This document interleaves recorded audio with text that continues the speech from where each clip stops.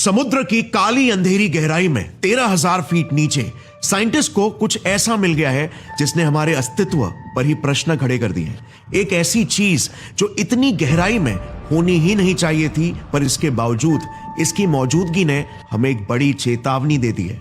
हमने जस्ट 1 महीने पहले ही काफी खबरें सुनी थी कि डीप सी के जानवर भारी तादाद में समुद्र के बाहर निकल रहे हैं।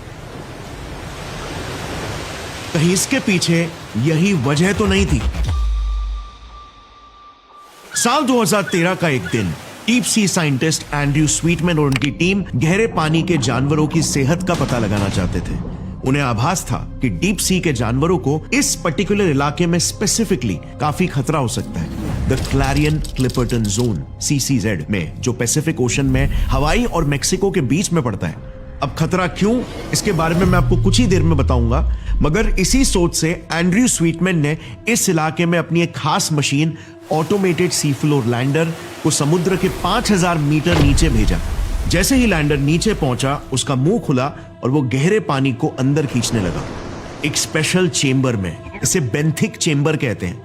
ये बेसिकली एक टैंक है जो गहरे पानी को अपने अंदर कैप्चर करके उसे आइसोलेट करके उसे अपने अंदर लगे सेंसर्स के द्वारा स्टडी करता है।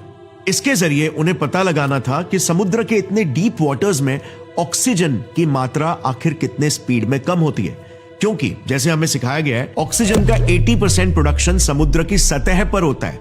प्लांट्स, एल्गे, फाइटोप्लैंक्टन्स और कुछ बैक्टीरियाज द्वारा फोटोसिंथेसिस प्रोसेस के जरिए, और फिर यही ऑक्सीजन समुद्र के नीचे के गहरे लेयर्स में डिसॉल्व होकर जाता है, जो मरीन लाइफ को जिंदा रखता है। यानी कि ऑक्सीजन की मात्रा धीरे धीरे समुद्र के गहरे लेयर्स में जाते जाते कम होती चली जाती है, क्योंकि नेचुरली ऊपर की सारी मछलियां उसे यूज कर लेती है।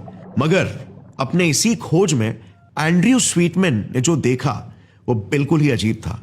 ऑक्सीजन की मात्रा कम होने के जगह पे उल्टा और तेजी से गहराई में बढ़ रही थी।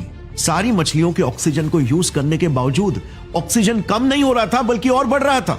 अब कुछ एरियाज में तो इवन सतह के पानी से भी ज्यादा ऑक्सीजन उन्हें गहरे समुद्र में मिला।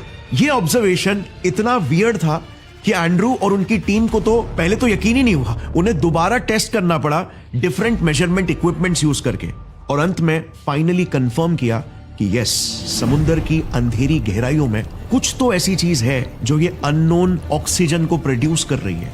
इसे नाम दिया गया द डार्क ऑक्सीजन। बट ये डार्क ऑक्सीजन आखिर प्रोड्यूस कैसे हो रहा था, और ये अब तक हमसे कैसे छुपा रह गया? क्या जो डीप सी के अतरंगी और जायंट क्रीचर्स हैं वो इस डार्क ऑक्सीजन पर डिपेंडेंट है? क्या उनकी लाइफ के